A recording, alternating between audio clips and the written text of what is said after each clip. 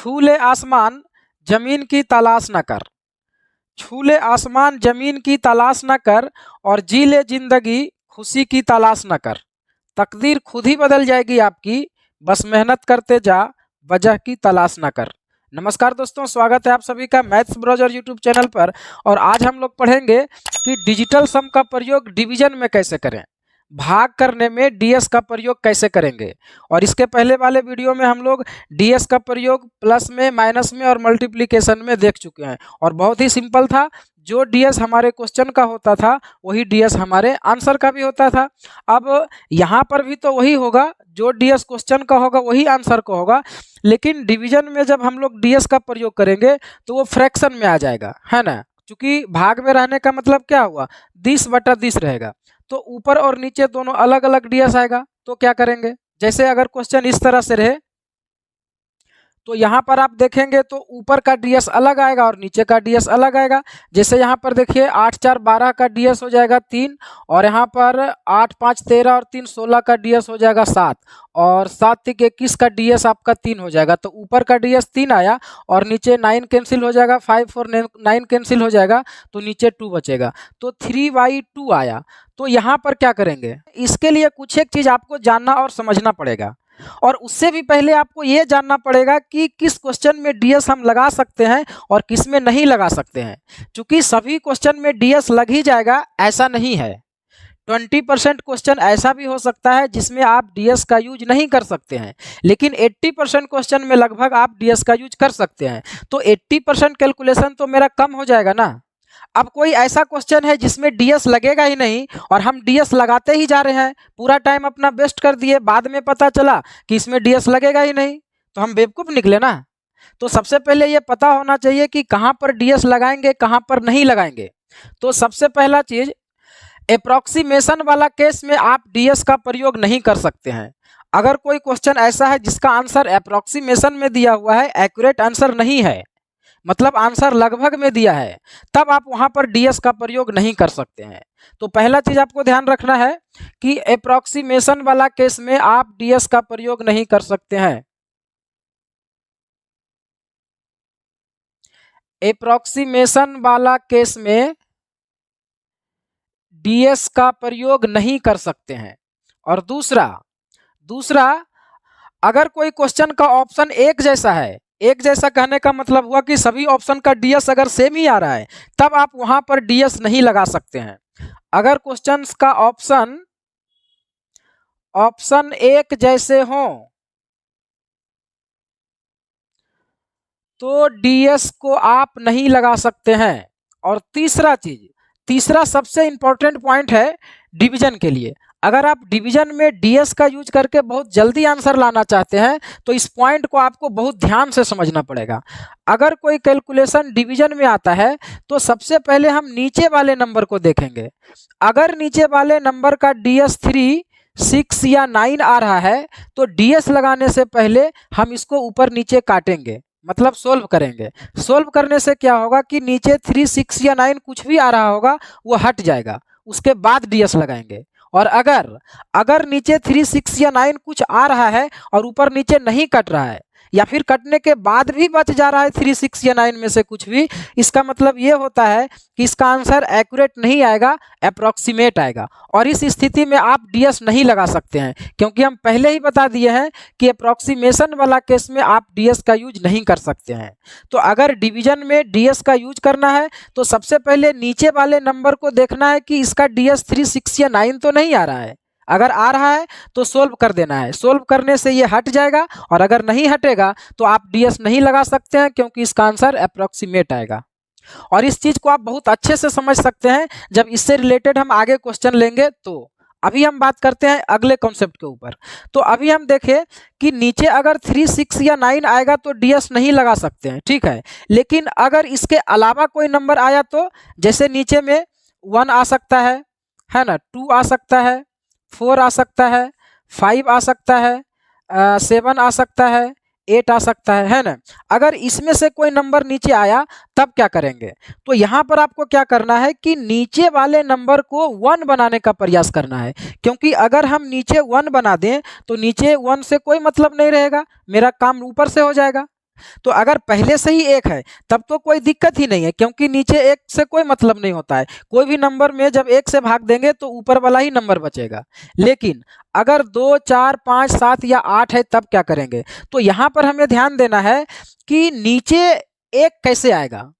तो आपको सोचना है कि यहाँ पर 2 से कोई ऐसा नंबर मल्टीप्लाई कर दें कि ये 1 बन जाए। तो आपके मन में एक ही नंबर आएगा कि अगर हम यहाँ पर 5 से मल्टीप्लाई कर दें तो 5 इंटू 2 10 हो जाएगा और 10 का ds 1 हो जाएगा। तो अगर नीचे वाले पार्ट में ds 2 आ रहा है तो हमेशा ऊपर नीचे क्या करेंगे? 5 से मल्टीप्लाई कर देंगे। तो 5 से मल्टीप्लाई करने से नीचे वाला का ds 1 हो जाएगा, तो नीचे से कोई मतलब नहीं रहेगा और मेरा जो ओरिजिनल ds हो जाएगा वो ऊपर से होगा, है ना। तो अगर नीचे 2 आएगा तो ऊपर नीचे 5 से मल्टीप्लाई करेंगे, और अगर नीचे 5 आ रहा है तो ऊपर नीचे 2 से मल्टीप्लाई करेंगे, क्योंकि अगर 5 आया तो फिर 2 से अगर मल्टीप्लाई कर देंगे तो 5 इंटू 10 फिर हो जाएगा और 10 का ds 1 हो जाएगा। तो नीचे अगर 2 आएगा तो ऊपर नीचे 5 से, और 5 आएगा तो ऊपर नीचे 2 से मल्टीप्लाई करेंगे। ठीक है, अब बात करते हैं 4 के बारे में। अगर नीचे 4 आया तो यहाँ पर कौन सा नंबर से आप मल्टीप्लाई करें कि नीचे का ds 1 हो जाए? तो अगर आप यहाँ पर देखिए 7 से मल्टीप्लाई करेंगे ना, तो 7 इंटू 4 28 हो जाएगा, और 28 का ds क्या हो जाएगा? 2 और 8 10 हो जाएगा, और 10 का ds क्या होता है? 1 होता है। इसका मतलब ये हुआ कि अगर नीचे वाले नंबर में 4 आता है तो ऊपर नीचे 7 से मल्टीप्लाई करना पड़ेगा, और अगर नीचे 7 आता है तो ऊपर नीचे 4 से मल्टीप्लाई करना पड़ेगा, है ना। तो हमेशा नीचे का ds सभी का 1 हो जाएगा। फिर आगे देखते हैं। आगे देखिए, अगर 5 आया तो 5 के लिए यहाँ ले ही लिए कि अगर 2 आएगा तो 5 से और 5 आएगा तो 2 से, तो इसका काम हो गया। अब 7 का भी काम हो गया। 4 आएगा तो ऊपर नीचे 7 से मल्टीप्लाई करेंगे, 7 आएगा तो 4 से मल्टीप्लाई करेंगे, है ना। तो इसका भी काम हो गया। अब रहा 8। तो 8 में आप देखिए कि 8 में ऐसा कौन सा नंबर मल्टीप्लाई करें कि इसका ds 1 हो जाए। तो 8 में आपको 8 से ही मल्टीप्लाई करना पड़ेगा, है ना। तो 8 इंटू 8 64 हो जाएगा, और 64 का मतलब क्या हो जाएगा? ds 6 और 4 10 हो जाएगा, और 10 का ds 1 हो जाएगा।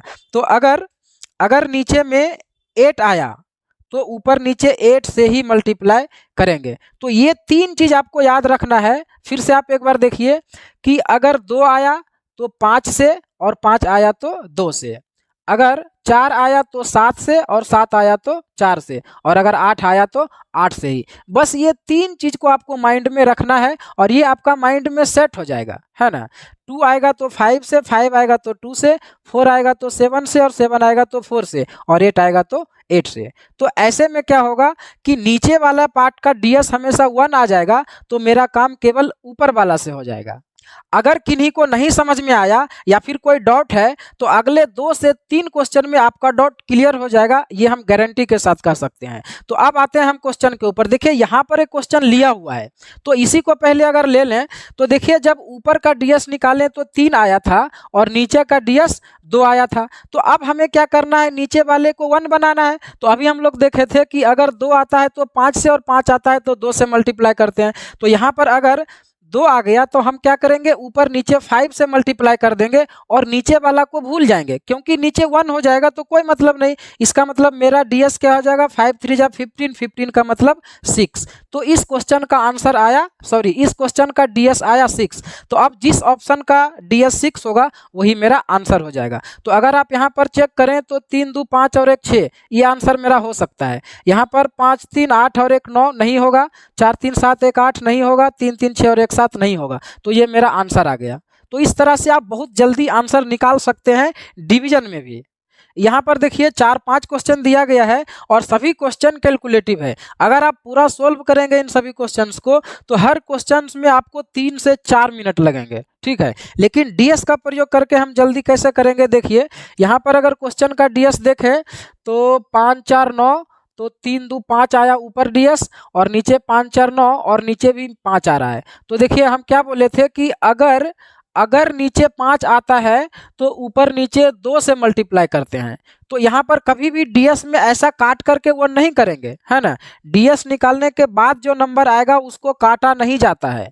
तो नीचे अगर 5 आ गया तो ऊपर नीचे 2 से मल्टीप्लाई करेंगे और नीचे वाला को भूल जाएंगे, तो केवल ऊपर वाला को देखेंगे तो 10 हो जाएगा, और 10 का ds क्या होता है? 1 होता है। तो हम देखेंगे कौन सा ऑप्शन का ds 1 आ रहा है। यहाँ पर देखिए 5 3 8 और 1 9 हो रहा है, यहाँ पर भी 5 4 9, यहाँ पर 1 आ रहा है, तो ये मेरा आंसर हो जाएगा। अब यहाँ देखिए 5 2 7 और 1 8 नहीं होगा, 7 5 12 और 1 13 का मतलब 4 नहीं होगा, तो मेरा आंसर ये था। अब यहाँ पर अगर देखें तो यहाँ हम देख पा रहे हैं कि नीचे वाले नंबर में 3 का भाग जा रहा है, और अगर नीचे वाले नंबर में 3 का भाग जाएगा तो इसका डीएस या तो 3 हो सकता है, नहीं तो 6 हो सकता है, नहीं तो 9 हो सकता है। और हम आपको बताएं कि नीचे 3 6 या 9 आता है तो डीएस लगाने से पहले सोल्व करेंगे इसको। तो हम क्या करेंगे, इसको 3 से सिंप्लीफाई कर सकते हैं ऊपर नीचे। तो अगर आप इसको 3 से सिंप्लीफाई करेंगे तो नीचे आएगा 1 1 2 3, और ऊपर आपका आ जाएगा 13 तिया 39, 2 बचेगा 26, फिर 8 बार में लगेगा 24, फिर 6 और 905। आप इसको अगर 3 से सोल्व करेंगे तो ऐसा आएगा। अब देखिए नीचे का डीएस आपका 3 नहीं आएगा, यहाँ नीचे का डीएस निकालेंगे तो 2 2 4 और 3 7 आ गया, ठीक है। तो अब यहाँ डीएस लगा सकते हैं। तो नीचे का डीएस क्या आ गया, 7 आ गया, और ऊपर क्या आएगा, तो 9 कैंसिल हो जाएगा, 8 और 1 9 कैंसिल हो जाएगा, 6 और 3 9 कैंसिल हो जाएगा, तो बचेगा क्या, 5 बचेगा। तो नीचे जैसे ही 7 आया तो नीचे 7 आने से क्या करते हैं, ऊपर नीचे 4 से मल्टीप्लाई करते हैं और नीचे वाला को भूल जाते हैं। तो केवल ऊपर ही 4 से मल्टीप्लाई करेंगे तो ये आपका 20 हो जाएगा, और 20 का डीएस क्या हो जाएगा, 2 हो जाएगा। तो जिस ऑप्शन का डीएस 2 होगा वही मेरा आंसर आ जाएगा। तो यहाँ पर 5 3 8 और 1 9 कैंसिल हो जाएगा, 1 बचेगा, ये आंसर नहीं होगा। यहाँ पर भी 5 3 8 और 1 9 ये आपका कैंसिल हो जाएगा, क्या बच रहा है, 2 बच रहा है। तो ये मेरा आंसर हो सकता है क्योंकि इसका डीएस 2 आ रहा है। आगे आप देखेंगे तो 5 3 8 और 1 9, इसका डीएस 9 आ गया। यहाँ पर 5 2 7 2 9, और यहाँ पर भी डीएस 1 आ रहा है, तो ये मेरा आंसर आ गया। नेक्स्ट क्वेश्चन को देखते हैं। यहाँ पर देखिए नीचे देखने से ही पता चल रहा है कि इस नंबर में 3 का भी भाग जा रहा है, 9 का भी भाग जा रहा है। इसका मतलब निश्चित है कि इसका जब डीएस निकालेंगे ना तो 3 या 9 ही आएगा। तो क्या करेंगे, सबसे पहले इसको सोल्व करेंगे। तो इसको सोल्व करेंगे तो चलिए 3 से ही सोल्व करते हैं, ऐसे इसमें 9 से भी भाग जा रहा है। तो अगर 3 से सोल्व करेंगे तो नीचे आपका 103 आएगा, और ऊपर में क्या आ जाएगा, 5 बार में लगेगा, 9 5 45, फिर 6 बार में लगेगा, और 2 3 8 ऐसा आएगा। आप इसको जब 3 से सिंप्लीफाई करेंगे ऊपर नीचे तो ऐसा आएगा। अब इसका डीएस लगा सकते हैं इसमें, क्योंकि नीचे देखिए 4 आ रहा है ना। तो नीचे का डीएस 4 आ गया, और ऊपर का डीएस क्या आ जाएगा, तो 6 3 9 कैंसिल हो जाएगा, तो 8 2 10 5 15, 15 का डीएस 6 हो जा रहा है ना। तो अगर नीचे 4 आ रहा है तो ऊपर नीचे क्या करते हैं, 7 से मल्टीप्लाई करते हैं, है ना। तो ऊपर नीचे 7 से मल्टीप्लाई करेंगे तो ऊपर 7 6 जा 42 होता है, और 42 का डीएस क्या आ जाएगा, 6 आ जाएगा। नीचे वाला को छोड़ देते हैं, तो 6 आ गया। तो देखते हैं कौन सा ऑप्शन का डीएस 6 है। तो यहाँ पर देखिए 5 5 10 6 16 का मतलब 7 हो गया, 6 5 11 11 4 15 का मतलब डीएस 6 होगा, ये आंसर हो सकता है। यहाँ 7 5 12 का मतलब 3 हो जाएगा, 3 3 6 6 12 का मतलब 3, तो ये भी नहीं होगा, तो ये मेरा आंसर आ जाएगा, ठीक है। अब देखिए यहाँ पर, ये देखिए एमटीएस में इस तरह का क्वेश्चन आया था, सेम क्वेश्चन नहीं था, लेकिन उस क्वेश्चन में ऐसा ही कैलकुलेशन आ गया था कि 121 का वैल्यू अगर ये है, 121 यूनिट का वैल्यू ये है, तो 100 यूनिट का वैल्यू क्या होगा। अब देखिए ये यूनिटरी मेथड का क्वेश्चन है, यहाँ पर भी डीएस लगा सकते हैं। देखिए अगर 121 यूनिट का वैल्यू ये है तो आप पहले 1 यूनिट का वैल्यू निकालेंगे, फिर जो निकालना रहेगा वो निकालेंगे। तो अगर 1 यूनिट का वैल्यू निकालेंगे तो इसको आप इससे डिवाइड करेंगे, है ना। तो आप 11616 को जब 1 to 1 से डिवाइड करेंगे तो नीचे देखिए मेरा डीएस क्या आ रहा है, 4 आ रहा है, और ऊपर आपका 6 7 8 9 कैंसिल हो जाएगा तो बचेगा 6, है ना। तो 4 आया तो ऊपर नीचे 7 से मल्टीप्लाई करेंगे, नीचे वाला को भूल जाएंगे, तो ऊपर आपका 4 7 6 या 42, 42 का मतलब डीएस 6 आया। तो जिस ऑप्शन का डीएस 6 होगा वही मेरा आंसर हो जाएगा, क्योंकि 100% का वैल्यू निकालना है तो 100% का वैल्यू तो डीएस 1 हो जाएगा ना। तो मेरा डीएस क्या आ जाएगा, 6 ही आएगा। यहाँ पर 8 5 13 का मतलब 4 हो गया, 8 4 12 का मतलब 3 हो गया, यहाँ पर 9 आ गया, यहाँ पर 9 4 देखिए 9 6 15 हो गया, 15 का मतलब क्या हो जाएगा, 6 हो जाएगा। तो ये मेरा आंसर आ जाएगा, है ना। नेक्स्ट अब देखिए ये सीजीएल का क्वेश्चन है, सीजीएल 2017। तो यहाँ पर देखिए क्या बोला, m इज इक्वल टू ये है और n इज इक्वल टू ये है, तो m प्लस n का वैल्यू आप ऑप्शन को देख करके आप देख सकते हैं कि इसमें कितना टाइम लगने वाला है। लेकिन हम यहाँ पर ds लगाएंगे तो देखिए क्या हो जाएगा, इसका ds 1 हो जाएगा, इसका ds 1 हो जाएगा, और इसका भी ds 1 हो जाएगा। तो इसका ds आ जाएगा आपका 3 m का, और n का ds अगर निकालें तो यहाँ पर 3 आ रहा है, यहाँ पर देखिए 3 का स्क्वायर 9 हो जाएगा, तो 9 से कोई अंतर नहीं पड़ता है। डीएस में 9 जोड़ने से कोई इफेक्ट नहीं पड़ता, चूंकि देखिए प्लस का साइन है तो जोड़ने से कोई इफेक्ट नहीं पड़ेगा। यहाँ का भी डीएस 9 आएगा, तो ये दोनों से कोई अंतर नहीं पड़ेगा, मेरा केवल डीएस 3 आ गया। तो एन का भी डीएस 3 आया और एम का भी डीएस 3 आया, तो एम प्लस एन का डीएस क्या हो जाएगा, 6 हो जाएगा। तो जिसका 6 डीएस होगा वही मेरा आंसर आ जाएगा। तो यहाँ पर चेक करें तो 9 कैंसिल हो जाएगा, तो 4 5 6 आ रहा है इसका, तो 6 यहाँ पर आ गया, 30 सही होगा। अब आगे देखते हैं, 4 3 7 8 9, तो कितना बचा, 4 बचा, तो ये नहीं होगा। यहाँ पर 3 3 6 3 9 कैंसिल हो जाएगा, तो क्या बचेगा, 3 बचेगा। यहाँ भी 3 3 6 3 9 कैंसिल हो जाएगा, तो 3 बचेगा। तो ये मेरा आंसर था। तो इस तरह से करके आप डीएस का प्रयोग कहीं भी कर सकते हैं, लेकिन डीएस को आपको बहुत डीप में समझना पड़ेगा।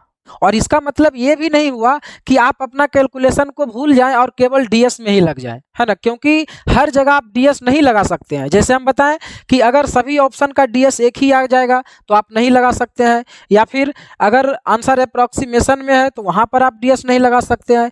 तो बहुत जगह आप डीएस नहीं लगा सकते हैं, तो आपको अपना कैलकुलेशन को भी ठीक ठाक रखना है और इसको भी यूज करना है।